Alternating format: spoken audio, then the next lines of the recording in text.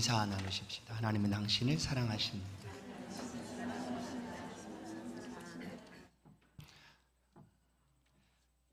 예수를 따르는 전도자라는 제목으로 말씀을 함께 나누겠습니다.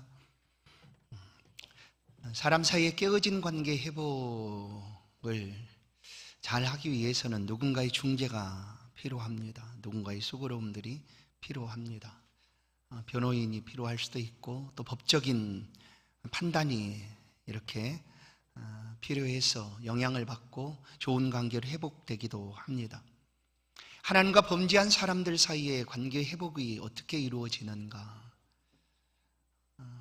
범죄한 사람은 절대로 하나님을 찾을 수가 없습니다. 하나님을 가까이 할 수도 없습니다. 그런데 이 관계 회복을 이루시기 위하여 하나님께서 우리 가운데 오셨습니다. 하나님 홀로 이 관계를 회복하시기 위하여 일하셨습니다.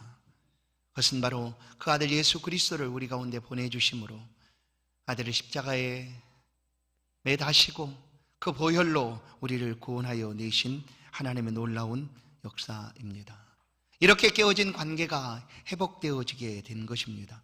골로새서 1장 19절 아버지께서는 모든 충만으로 예수 안에 거하게 하시고 그의 십자가의 피로 화평을 이루사 만물 곧 땅에 있는 것들이나 하늘에 있는 것들을 그로 말미암아 자기와 화목케 되기를 기뻐하심이라.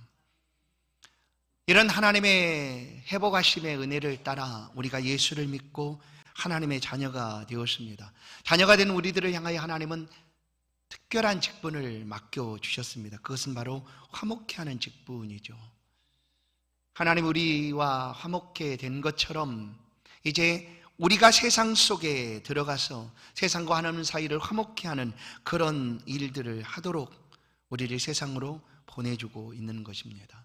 하나님이 베풀어 주신 그 놀라운 은혜, 값없이 받은 그 은혜를 세상에 보여주고 하나님께로 세상의 모든 사람들이 돌아올 수 있도록 우리를 세상에 보내시고 계시는 하나님입니다.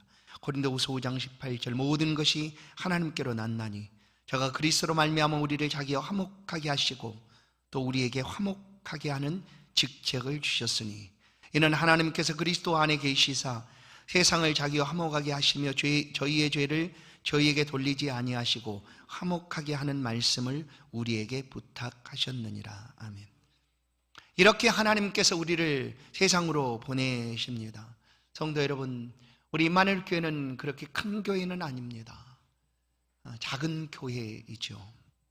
그러나 이 교회는 그리스도께서 주인이시고 머리가 되시는 하나님의 교회입니다. 하나님께서 이 교회를 통하여 지금도 일하고 계심을 분명히 믿습니다. 세상은 교회를 주목합니다.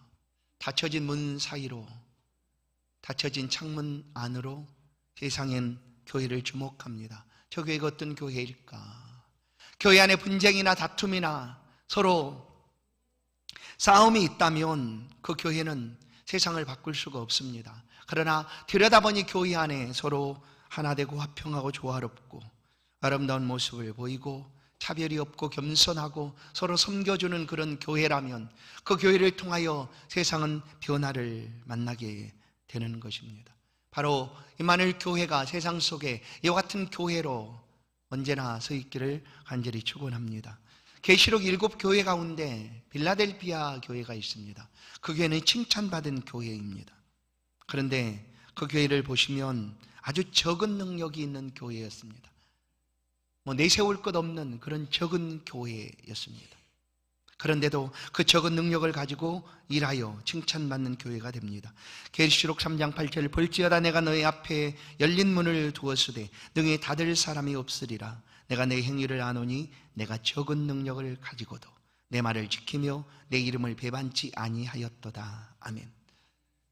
적은 능력이 있다 할지라도 그리스도 예수께서 함께 하시는 교회는 세상을 변화시키고 하나님의 영광을 높이고 칭찬받는 교회가 되는 것입니다.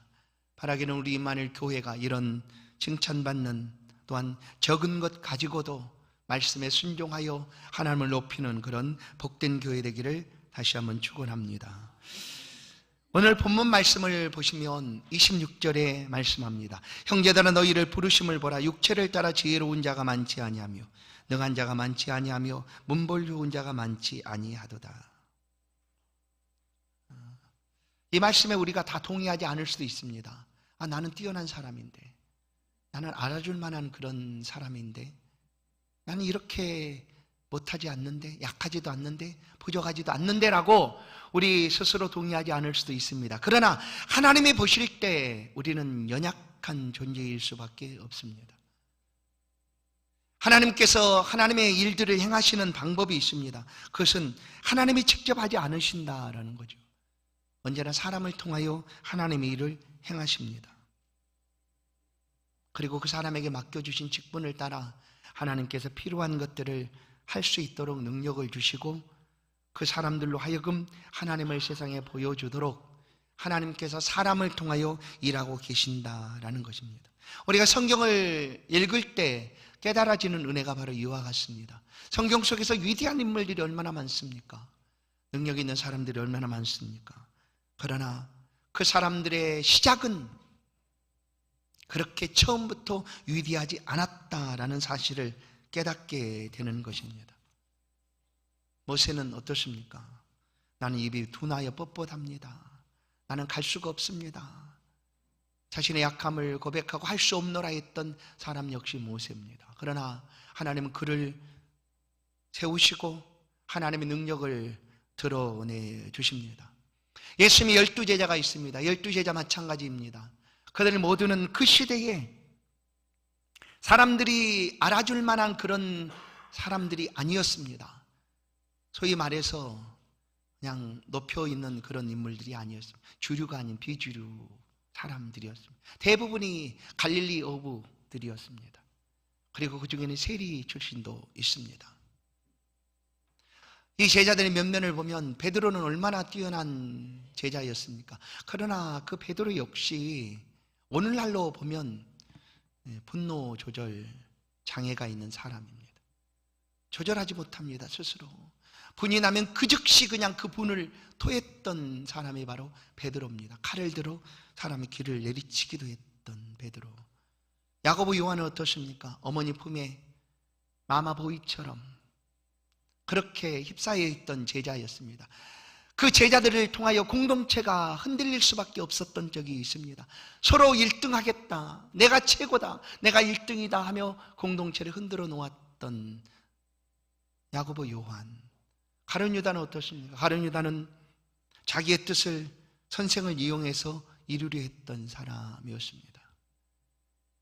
이런 변변치 않았던 제자들이었으나, 그 시대의 주류도 아니었던 제자들이었으나 하나님께서, 예수 그리스도께서 그들을 택하여 불러주심으로 그들은 위대한 사람들이 됩니다.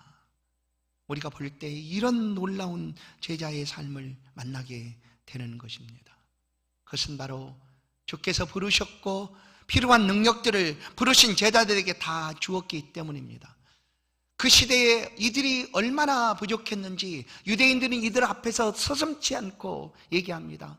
범인으로 알았는데, 학문도 없는 그냥 어부 출신의 범인, 그냥 평범한 사람, 그런 사람으로 알았는데 어떻게 저들을 통하여 이런 놀라운 역사가 나타나느냐, 일어날 수가 있느냐라고 의아할 만큼 그들은 그렇게 변화되어 세상을 바꿔가는 사람들이었습니다.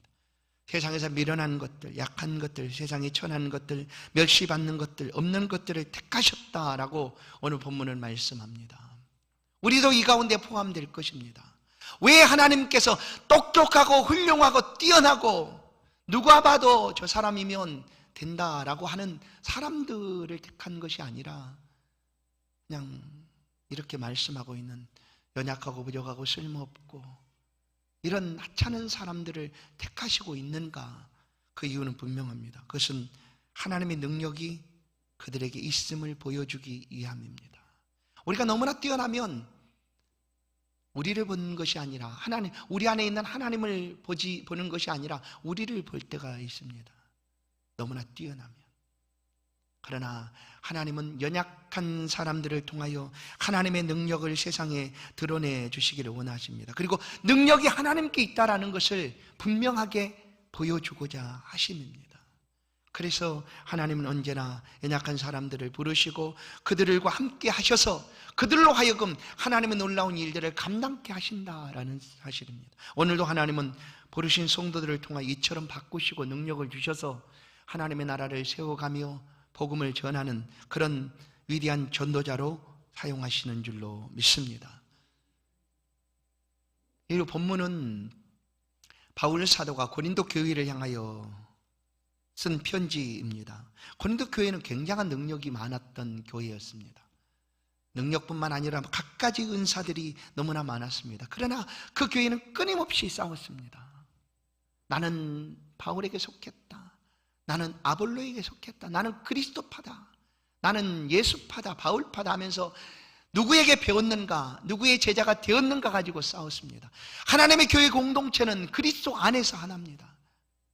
우리가 자랑할 분은 오직 예수 그리스도입니다.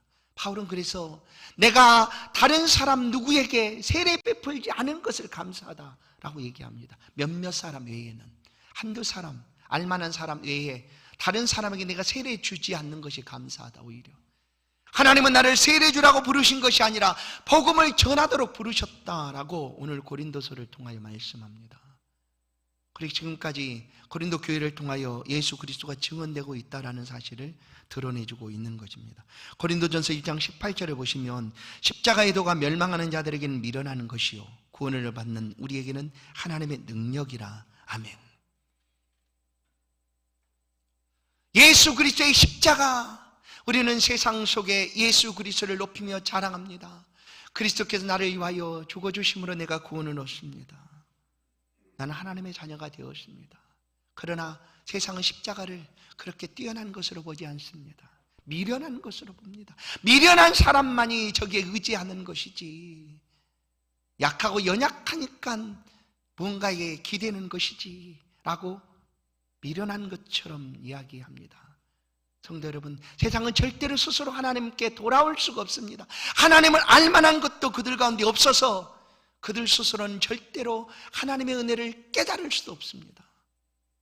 그런데 보십시오. 성도는 어떻습니까? 그런 우리들에게 하나님의 은혜를 베풀어 주셔서 하나님 자녀 삼아 주시고, 성도에게 십자가는 그리스도의 은혜요 우리의 구원인 것을 분명히 믿습니다. 구원받는 우리에게는 하나님의 능력이다라고 십자가를 볼 때마다 생각합니다. 십자가 앞에 엎드려 기도하며 하나님의 능력을 구합니다. 그래서 하나님은 믿는 성도를 통하여 알지 못하고 있는 그 세상 속으로 지금 보내시는 거예요. 우리는 알지 않습니까? 세상은 알지 못해도 우리는 이 십자가의 놀라운 은혜를 경험하고 깨닫고 자랑하고 살아가는 것 아닙니까? 그래서 우리 가운데 하모가는 직제까지 주시고 우리를 세상 속으로 보내주시고 있는 것입니다. 믿는 성도의 삶의 발걸음은 그 족적이 남습니다. 사라지지 않습니다. 남아서 그 걷는 걸음걸음 속에 그리스도의 향기를 풍기게 됩니다. 예수를 따르는 전도자는 누구입니까? 나는 약해서 할 수가 없다고 할 그때에 주님은 우리를 내가 너와 함께 하겠다 하시고 붙들어 주시고 계십니다. 오늘 말씀처럼 예수 따르는 전도자 되기를 주의 이름으로 간절히 축원합니다. 우리에게 필요한 것이 있으면 열심이면 충분합니다. 열심. 예수를 따르겠다는 열심입니다. 예수님의 제자들은 이 열심으로 충만했던 사람들이었습니다. 평범했던 그들이 예수님의 부름을 받고 그들은 다 놔두고 버려두고 예수를 따르게 됩니다. 이만큼 예수 따르겠다는 열심에 가득했던 제자들이었습니다. 어느 때는 그들의 모든 기구들, 행하는 모든 일들까지 내려놓고 예수를 따르겠다라고 예수님 앞에 나왔던 사람들입니다. 말씀에 순종하기와 이렇게 열심을 다했던 제자들이었습니다. 오늘 우리에게도 이와 같은 열심이 필요합니다. 예수 믿고 예수님을 따르며 살고 싶습니다. 말씀대로 순종하겠습니다라는 열심이 우리 가운데 분명히 있어야 합니다. 로마서 12장 11절은 부지런하여 게으르지 말고 열심을 품고 주를 섬기라고 말하고 있습니다. 열심을 품어야 될 이유가 있습니다. 그것은 우리를 통하여 그리스도 예수가 전해지도록 하기 위함입니다. 누군가는 이 말씀을 듣고 순종합니다. 그러나 누군가는 순종할 열심이 부족합니다. 지난 주일에 우리가 우리 교회 성도들과 함께 하나님, 이 사람을 전도하고 싶습니다. 저에게 지혜도 주시고 은혜도 주시고 하고 전도 대상자를 하나님 앞에 올려드렸습니다. 순종하여 대상자를 삼은 분들이 53명입니다. 물론 이 중에 많은 분들이 직접 써서 내는 것이 싫어서 쓰지 않은 줄로 저는 믿습니다. 혹시 그러하셨다면 다시 한번 간곡히 부탁합니다. 내가 예수 믿음을 어떻게 축복으로 바꿔내는가? 그것은 이 예수 믿음을 전하는 일입니다. 우리의 마음속에 53명을 작정을 해서 써냈지만 다시 한번 마음에 품으시고 기록하지는 않았다 할지라도 순종하여 전도하기를 원하는 대상자들을 삼으시기를 바랍니다. 그래서 올 한 해 동안 하나님 앞에 기도하시고 우리의 평생 동안 그들의 구원을 위하여 힘쓰시는 모든 성도들 되길 주의 이름으로 간절히 소원합니다. 하나님께 대한 열심을 멈추지 마십시오. 우리가 붙들 열심은 바로 이런 열심입니다. 말씀대로 살고자 하는 열심입니다. 그러나 이 열심만으로는 뭔가 부족하다라는 것을 제자들의 삶을 통해 알 수가 있습니다. 제자들은 예수님 열심히 믿고 따랐습니다. 그런데 십자가에 그리스도께서 달리시자 그들은 모두 다 뿔뿔이 흩어지고 말았습니다. 그 열정적이던 열심은 온데간데 사라지고 말았습니다. 그리고 두렵고 떨림으로, 무서움으로, 그리고 낙심으로, 패배감을 가지고 예루살렘에서 그들의 고향으로 떠나가고 말았습니다. 3일 후에 예수께서 부활하셨습니다. 그리고 제자들을 만나셨습니다. 그때 야단하지 않으셨습니다. 너희들 그럴 수가 있느냐? 어떻게 이렇게 쉽게 떠나느냐? 말하지 않으셨습니다. 다만 그들에게 이렇게 말씀하십니다. 사도행전 1장 4절, 사도들과 같이 모이사 저희에게 분부하여 가라사대 예루살렘을 떠나지 말고 내게 들은 바 아버지의 약속하신 것을 기다리라. 바로 성령을 구하라라는 것이었죠. 성령을 받으라라는 것이었습니다. 성도 여러분, 열심만으로 끝나면 우리가 혼자 활활 타오르다 그냥 사그러지고 말 불꽃밖에 될 수 없습니다. 우리의 열심이라면. 그러나 우리의 열심 안에 성령의 충만함이 있다면 그 성령의 충만함은 계속 타오르는 불길이 될 것입니다. 우리가 살아가는 날 동안 예수를 위하여, 하나님의 나라와 영광을 위하여, 교회의 유익을 위하여 힘쓰고 애쓰게 될 것입니다. 그래서 제자들은 성령의 충만함을 위하여 함께 기도했습니다. 기도하다가 하나님이 주시는 은혜를 누리게 됩니다. 성령의 충만함을 받게 됩니다. 혹시 아직 예수를 향한 열심이 우리 가운데 있지만 충만함이 부족하십니까? 그러면 구하십시오. 어떤 사람이 새 차를 구입했습니다. 아주 좋은 차입니다. 그 차를 구입하고 그냥 길을 탁 꽂고 시동을 탁 걸었는데 시동이 걸리지 않습니다. 무슨 일일까?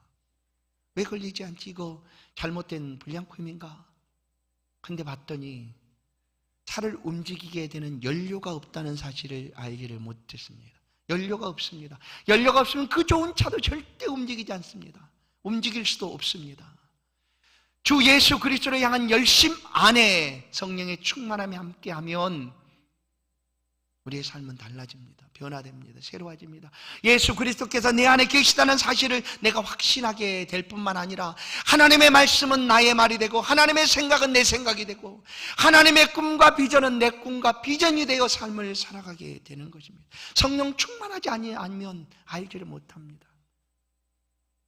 깨닫지를 못합니다. 그래서 충만함이 필요합니다. 사랑하는 성도 여러분, 여러분 안에 성령 충만을 구하십시오. 제발 구하십시오. 이 열심 안에 하나님의 충만이 있기를 원합니다. 그래서 나를 통하여 하나님의 나라가 세상 속에 전해지기를 원합니다. 내가 마다할지라도 성령이 충만하면 성령에 이끌려가는 거예요. 성령의 지배를 받고 성령의 인도하심을 받기를 원합니다. 구하십시다. 그러면 우리를 그렇게 사용하여 주실 줄로 믿습니다. 약하고 부족하다 할지라도 성령 충만하면 주께서 우리를 그렇게 써주실 줄로 믿습니다. 하나님의 비전을 따라 살아가는 동안 하나님이 세상을 통하여 일하시는 하나님의 방법이 있습니다. 우리가 그 방법대로 삶을 살아가는 것이죠. 세상의 방법이 아니라 하나님의 방법, 곧 영적인 방법, 영의 방법이다라고 할 수도 있습니다. 이것은 예수께서 우리 가운데 들려주신 말씀 속에 알 수가 있습니다. 바로 산상보훈의 말씀입니다. 산상보훈은 이렇게 표현합니다. 빼앗으라 하면 주라, 저주하는 자를 축복해 주라, 핍박하는 자를 사랑하라, 낮아지고 용서해 주라, 생명까지 내주라. 이게 하나님 방법이라고 얘기하는 거예요. 이 방법으로 세상을 바꾸시겠다라고 하나님 말씀하는 거예요. 그러나 우리의 방법은 어떻습니까? 세상의 방법은 어떻습니까? 절대 이러지 않아요. 내가 해를 받았다 그러면 지구 끝까지 쫓아가서 복수하겠다라는 거죠. 가만두지 않겠다. 내가 가만두나 봐라. 그냥 끝까지 쫓아가서 내가 받은 해를 다 돌려주겠다, 대갚아 주겠다라는 게 세상의 방법입니다. 그러나 이런 방법으로는 하나님의 복음이 전해질 수가 없습니다.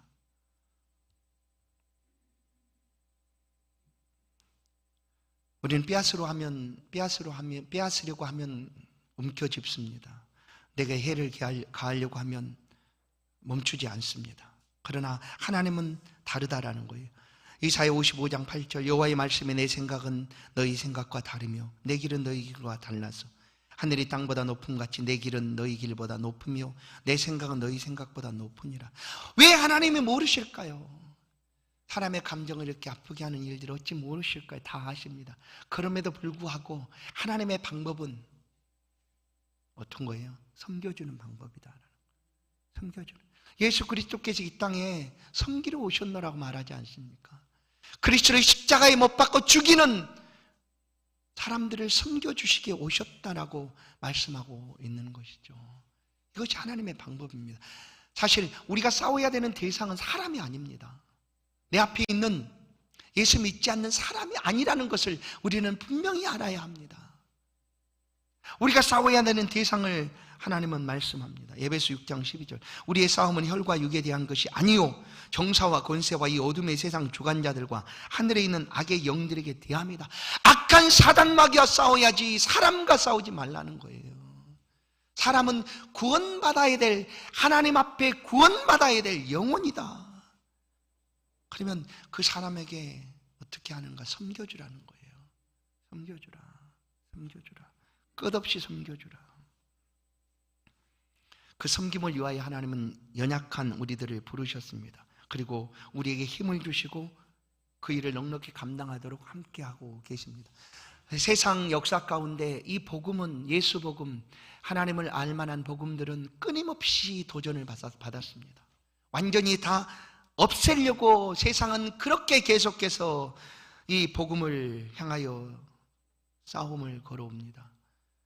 어떤 왕은 완전히 예수 믿는 사람들을 다 죽이고자 그가 불을 질러놓고 예수 믿는 사람들이 불질렀다 하기도 하지 않습니까? 그런데 세상의 복음이 사라졌습니까? 세상의 복음이 없어졌습니까? 절대 그럴 수 없습니다. 하나님의 교회는 사라지지 않습니다. 성도들을 통하여 세상 속에 끊임없이 이 복음이 전해질 것이니까 결코 하나님의 교회는 사라질 수가 없습니다. 핍박이 크면 클수록 하나님의 교회는 더 크게 왕성하게 부흥하고 있다는 것을 알게 됩니다. 사랑하는 성도는 열심을 가지고 성령 충만하여 하나님의 방법을 따라 이제 섬김으로, 사랑으로 돌봐 주십시오. 사랑의 돌봄이 한 영혼을 구원해낼 수가 있습니다. 교회는 사랑하는 교회여야 합니다. 기독교를 사랑의 종교다고 말하는 표현이 바로 맞습니다. 사랑은 불편하고 어려운 것도 참아내는 것입니다. 때로는 이용당하는 것 같아도 그냥 견디고 이겨내는 것이 사랑입니다. 이 사랑을 우리가 하게 되면 어떻습니까? 사랑이라는 표현을 가장 먼저 떠올리는 것이 어떻습니까? 행복하고 좋고 그런 것이 사랑 아닙니까? 너무나 기쁘고 즐겁고 행복하고 좋다라는 것이 사랑이에요. 그래서 성경은 사랑을 표현할 때 제일 먼저 이렇게 말합니다. 사랑은 오래 참고라고 얘기합니다. 오래 참고. 아니, 나 사랑하면 너무나 행복하고 좋은데 왜 성경은 오래 참고라고 표현할까? 사랑은 사실 오래 참아야 되는 일입니다. 끝까지 참아내야 하는 일입니다. 그리고 내 유익보다 다른 사람의 유익을 높여주는 것이 바로 사랑입니다. 스데반 집사는 젊은 나이에 순교를 당하였습니다. 돌에 맞아 죽어갔습니다. 죽은 이유가 무엇일까요? 그냥 예수 전하는 것 때문이었습니다. 여러분, 예수 믿으십시오. 여러분 십자가에 못 박아 죽이신 그 예수는 다시금 살아나셨고 그는 하나님의 아들이시고 우리의 주가 되십니다. 예수 믿으면 구원받습니다. 예수 믿으면 천국 갑니다 하고 외치자 사람들은 그게 싫어서 돌을 들어 쳤습니다. 스데반은 돌에 맞아 쓰러져 죽어가고 있습니다. 그 죽어가는 순간 그 스데반 집사는 이렇게 하나님 앞에 소리칩니다. 사도행전 7장 60절 무릎을 꿇고 크게 불러 가로되 주여 이 죄를 저들에게 돌리지 마옵소서. 이 말을 하고 자니라.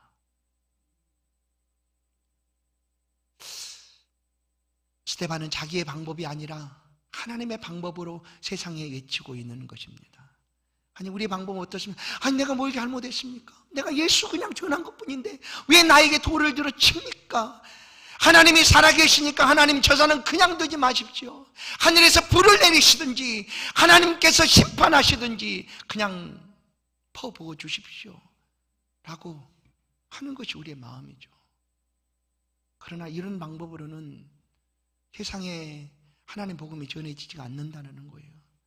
하나님 방법은 스데반처럼 참아내고 끝까지 사랑해 주는 것이다 라는 거예요. 바로 그 순간 놀라운 일이 벌어졌습니다. 이 스데반 전 집사가 죽어가는 그때에 우리가 너무나 잘 알고 있는 예수님의 제자라고 일컬어지는 사도 바울이죠. 그 당시에 사울이었습니다. 젊은 청년 사울이 스데반이 죽음이 마땅하고 합당하다라는 것을 증언해 주기 위하여 그 자리에 돌을 던지는 사람의 옷을 딱 들고 증언자로 서 있습니다. 스데반이 죽어갈 때 이 하는 말을 바울이 듣지 않았겠습니까? 그는 죽어가면서도 자기에게 돌을 들어 던지는 저들을 용서해 달라고 얘기하고 있는 그 스데반 외침을 듣지 않았겠습니까? 그리고 사울은 나중에 회심하여 바울이 됩니다. 예수를 믿게 됩니다. 바울 서신들을 통하여 볼 때 바울의 생애는 어떻습니까? 수없이 죽음의 위기를 겪어야 했습니다. 이유 없이 40이 하나 감하는 매를 3번이나 맞이하고 강의 위험, 동족의 위험, 수많은 위험들을 다 당하였습니다. 그럼에도 불구하고 단 한 번도 내가 저들을 저주한다 하는 말이 없습니다. 나의 나된 것은 하나님의 은혜이다 하고 그들을 위하여 오히려 축복하고 할 수만 있다면 모든 사람들이 나와 같이 되기를 원한다. 고난에 있어도 예수 그리스도를 전하는 그런 삶을 살아갔으면 좋겠다 하는 그런 말씀들로 우리 가운데 들려줍니다. 세상은 우리의 방법대로가 아니라 하나님의 방법대로 구원함으로 나오게 됩니다. 이제 말씀을 맺습니다. 성도 여러분, 우리는 약합니까? 우리 부족합니까? 연약합니까? 우리가 하나님의 말씀을 읽습니다. 말씀을 읽을 때 여러분 눈에 누가 보이십니까? 위대한 바울 사도가 보이겠죠. 베드로가 보이겠죠. 모세가 보이겠죠. 또 기드온도 보이고 다윗도 보이겠죠. 야, 이런 사람. 우리는 성경을 읽을 때 이런 사람이 우리 눈에 보입니다. 그러나 하나님은 우리에게서 이런 사람을 보고 계신다는 것을 믿으십시오. 하나님은 나를 보실 때 내 안에서 베드로를 보시고 내 안에서 기드온을 보시고 내 안에서 다윗을 보시고 내 안에서 사울을 보신다라는 거예요. 왜냐하면 하나님 우리를 그렇게 만들어 가실 터이니까. 예수를 따르는 우리를 통하여 하나님께서 세상 속에 위대한 전도자로 우리를 세워 가실 터이니까 하나님이 하시겠다라는 거예요. 성도 여러분, 우리 약함을 보지 마십시다. 하나님이 우리를 통하여 이 놀라운 역사를 계속 이루어 가실 줄로 믿습니다.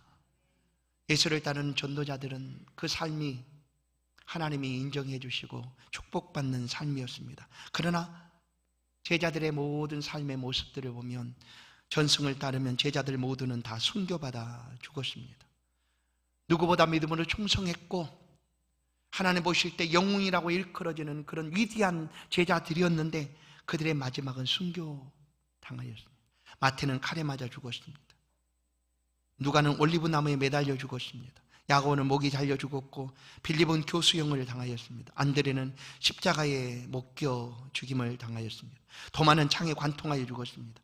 시몬 베드로는 십자가에 거꾸로 못 박혀 죽었습니다. 베드로는 십자가에 달려가는 그들을 향하여 우리 주님이, 내 주님이 달리신 것처럼 내가 어떻게 그렇게 달리겠느냐, 나를 거꾸로 매달아 달라 하고 죽었다고 전해집니다.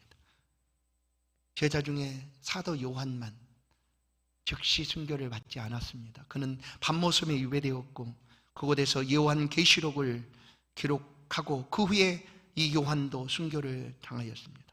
이들 모두는 하나님이 부르시고 하나님이 세우신 제자들이었습니다. 하나님이 이 제자들을 위대한 하나님의 사람들로 사용하셨습니다. 그리고 세상 속에 복음 전하는 화목의 사도로 세상을 변화시켜 가셨습니다. 이제 오늘 우리들을 통하여 하나님께서 이렇게 우리를 사용하시기를 원하십니다. 성도 여러분, 열심을 품으십시다. 우리 안에 하나님의 성령의 충만함이 있도록 기도하십시다. 그리고 살아가는, 예수 믿고 살아가는 삶의 자리에서 섬김과 사랑의 돌봄으로 맡겨주신 이 화목의 직책을 잘 감당하십시다.